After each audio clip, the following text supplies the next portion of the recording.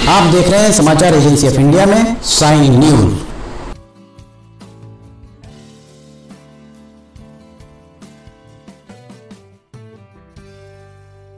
पंचांग के अनुसार इस वर्ष सावन मास के शुक्ल पक्ष की पंचमी तिथि की आरंभ 9 अगस्त 2024 को सुबह 8:15 पर हो रहा है और अगले दिन अर्थात 10 अगस्त को सुबह 6:09 पर समापन होगा। इसलिए उदयातिथि के अनुसार 9 अगस्त को नाग पंचमी मनाया जाएगा। अब जानते हैं पूजन का शुभ मुहूर्त। इस दिन पूजा का विशेष मुहूर्त दोपहर 12:13 पर शुरू होगा और दोपहर 1 बजे समाप्त होगा। इस दिन प्रदोष काल में नाग देवता की पूजा का बड़ा महत्व है। 9 अगस्त को शाम 6:33 से रात 8:20 तक नाग देवता की पूजा के लिए सबसे उत्तम मुहूर्त रहेगा। जानकार विद्वानों के अनुसार इस बार नाग पंचमी पर अनेक शुभ संयोग भी बन रहे हैं। इस साल नाग पंचमी के मौके पर शिववास योग, सिद्ध योग, साध्य योग, बव और बालव, करण योग और हस्त नक्षत्र के शुभ संयोग में नाग पंचमी मनाई जाएगी। जानिए नाग पंचमी काल सर्प दोष के सरल उपाय क्या है। जानकार विद्वानों की माने तो नाग पंचमी के दिन घर के मुख्य द्वार पर गोबर, गेरू या मिट्टी से सर्प की आकृति बनाएं। इसकी विधिवत पूजा करें।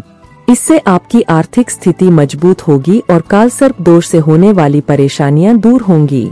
इसके अलावा नाग पंचमी के अवसर पर राहु और केतु के मंत्रों का जाप करना लाभकारी माना गया है। इस दिन राहु मंत्र उरान राहवे नमः और केतु मंत्र उके केतवे नमः मंत्र का जाप करें। इसके अतिरिक्त नाग पंचमी के दिन श्रीमद् भागवत पुराण और श्री हरिवंश का पाठ भी लोगों के द्वारा करवाया जाता है। माना जाता है कि इससे जीवन के सभी दुख कष्टों से छुटकारा मिलता है। नाग पंचमी के दिन भैरव बाबा की पूजा करना भी शुभ होता है। इस दिन भैरव बाबा को पूजा के दौरान कच्चा दूध चढ़ाएं। इस शुभ मौके पर नाग देवता या शिव मंदिर में जाकर झाड़ू लगाएं। धर्म स्थल की सीढ़ियों पर पोछा लगाएं।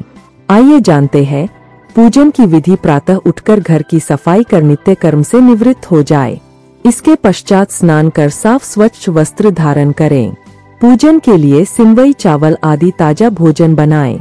देश के कुछ हिस्सों में नाग पंचमी से एक दिन भोजन बनाकर रख लिया जाता है और नाग पंचमी के दिन बासी खाना खाया जाता है।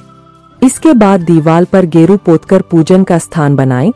फिर कच्चे दूध में कोयला घिसकर उससे गेरू पुती दीवार पर घर जैसी आकृति बनाएं और उसमें नागदेवों की आकृति बनाएं। कुछ जगहों पर सोने, चांदी, काठ व मिट्टी की कलम तथा हल्दी व चंदन की स्याही से अथवा गोबर से घर के मुख्य दरवाजे के दोनों बगलों में 5 फन वाले नागदेव अंकित कर पूजें।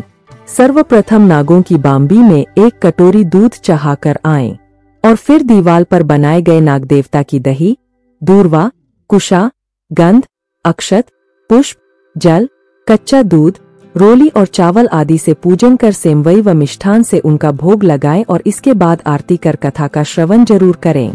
नाग पंचमी के दिन क्या करना चाहिए? इस संबंध में जानकार विद्वानों का कहना है कि इस दिन नागदेव का दर्शन अवश्य करना चाहिए। बाम्बी अर्थात नागदेव के निवास स्थान की पूजा करना चाहिए। नागदेव की सुगंधित पुष्प व चंदन से ही पूजा करनी चाहिए क्योंकि नागदेव को सुगंध प्रिय है। उकुरु कुले हूँ फट स्वाहा का जाप करने से सर्पविष दूर होता है। नाग पंचमी की कथा इस प्रकार है। प्राचीन काल में एक सेठजी के 7 पुत्र थे। 7 के विवाह हो चुके थे। सबसे छोटे पुत्र की पत्नी श्रेष्ठ चरित्र की विदुषी और सुशील थी, परंतु उसके भाई नहीं था। एक दिन बड़ी बहू ने घर लीपने को पीली मिट्टी लाने के लिए सभी बहुओं को साथ चलने को कहा तो सभी डलिया अर्थात खर और मूंछ की बनी छोटी आकार की टोकरी और खुरपी लेकर मिट्टी खोदने लगी। तभी वहां एक सर्प निकला जिसे बड़ी बहू खुरपी से मारने लगी। यह देखकर छोटी बहू ने उसे रोकते हुए कहा कि उस सर्प को न मारा जाए, यह बेचारा निरपराध है। यह सुनकर बड़ी बहू ने उसे नहीं मारा। तब सर्प एक ओर जा बैठा। तब छोटी बहू ने उससे कहा कि हम अभी लौट कर आती है, तुम यहाँ से जाना मत। यह कहकर वह सबके साथ मिट्टी लेकर घर चली गई और वह कामकाज में फंसकर सर्प से जो वादा किया था उसे भूल गई। उसे दूसरे दिन वह बात याद आई तो सबको साथ लेकर वहां पहुंची और सर्प को उस स्थान पर बैठा देखकर बोली, सर्प भैया नमस्कार। सर्प ने कहा, तू भैया कह चुकी है इसलिए तुझे छोड़ देता हूँ, नहीं तो झूठी बात कहने के कारण तुझे अभी डस लेता। वह बोली, भैया मुझसे भूल हो गई, उसकी क्षमा मांगती हूँ। तब सर्प बोला, अच्छा तू आज से मेरी बहन हुई और मैं तेरा भाई हुआ, तुझे जो मांगना हो मांग ले। वह बोली, भैया मेरा कोई नहीं है, अच्छा हुआ जो तू मेरा भाई बन गया। कुछ दिन व्यतीत होने पर वह सर्प मनुष्य का रूप रखकर उसके घर आया और बोला कि मेरी बहन को भेज दो। यह सुनकर उसके ससुराल वालों ने कहा कि इसके तो कोई भाई नहीं था, तो वह बोला, मैं दूर के रिश्ते में इसका भाई हूँ, बचपन में ही बाहर चला गया था। उसके विश्वास दिलाने पर घर के लोगों ने छोटी को उसके साथ भेज दिया। उसने मार्ग में बताया कि मैं वही सर्प हूँ, इसलिए तू डरना नहीं और जहाँ चलने में कठिनाई हो वहाँ मेरी पूंछ पकड़ लेना। उसने कहे अनुसार ही किया और इस प्रकार वह उसके घर पहुँच गई। वहाँ के धनैश्वर्य को देखकर वह चकित हो गई। एक दिन सर्प की माता ने उससे कहा, मैं एक काम से बाहर जा रही हूँ, तू अपने भाई को ठंडा दूध पिला देना। उसे यह बात ध्यान न रही और उससे गर्म दूध पिला दिया, जिसमें उसका मुख जल गया। यह देखकर सर्प की माता बहुत क्रोधित हुई, परंतु सर्प के समझाने पर चुप हो गई। तब सर्प ने कहा कि बहन को अब उसके घर भेज देना चाहिए। तब सर्प और उसके पिता ने उसे बहुत सा सोना, चांदी, जवाहरात, वस्त्र भूषण आदि देकर उसके घर पहुंचा दिया। इतना ढेर सारा धन देखकर बड़ी बहू ने ईर्ष्या से कहा, भाई तो बड़ा धनवान है, तुझे तो उसे और भी धन लाना चाहिए। सर्प ने यह वचन सुना तो सब वस्तुएं सोने की लाकर दे दीं। यह देखकर बड़ी बहू ने कहा, इन्हें झाड़ने की झाड़ू भी सोने की होनी चाहिए। तब सर्प ने झाड़ू भी सोने की लाकर रख दी। सर्प ने छोटी बहू को हीरामनियों का एक अद्भुत हार दिया था। उसकी प्रशंसा उस देश की रानी ने भी सुनी और वह राजा से बोली कि सेठ की छोटी बहू का हार यहाँ आना चाहिए। राजा ने मंत्री को हुक्म दिया कि उससे वह हार लेकर शीघ्र उपस्थित हो। मंत्री ने सेठ जी से जाकर कहा कि महारानी जी छोटी बहू का हार पहनेंगी, वह उसे लेकर मुझे दे दोष। सेठ जी ने डर के कारण छोटी बहू से हार मंगाकर दे दिया। छोटी बहू को यह बात बहुत बुरी लगी। उसने अपने सर्प भाई को याद किया और आने पर प्रार्थना की, भैया रानी ने हार छीन लिया है, तुम कुछ ऐसा करो कि जब वह हार उसके गले में रहे तब तक के लिए सर्प बन जाए और जब वह मुझे लौटा दे तब हीरों और मणियों का हो जाए। सर्प ने ठीक वैसा ही किया। जैसे ही रानी ने हार पहना वैसे ही वह सर्प बन गया। यह देखकर रानी चीख पड़ी और रोने लगी। यह देखकर राजा ने सेठ के पास खबर भेजी कि छोटी बहू को तुरंत भेजो। सेठ जी डर गए कि राजा न जाने क्या करेगा।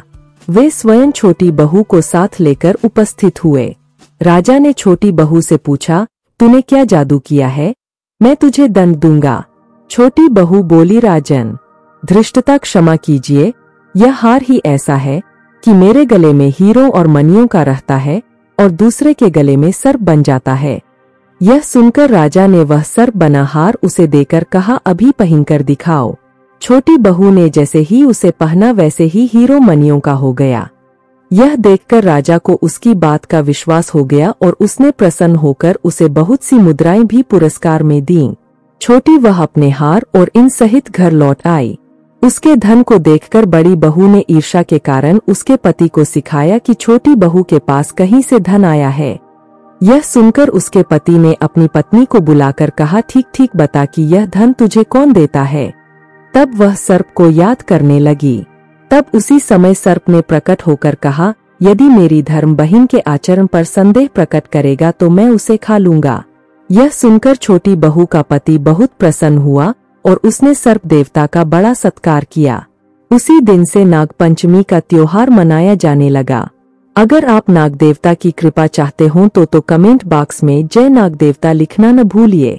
यहाँ बताए गए उपाय, लाभ, सलाह और कथन आदि सिर्फ मान्यता और जानकारियों पर आधारित है। यहाँ यह बताना जरूरी है कि किसी भी मान्यता या जानकारी की समाचार एजेंसी ऑफ इंडिया के द्वारा पुष्टि नहीं की जाती है।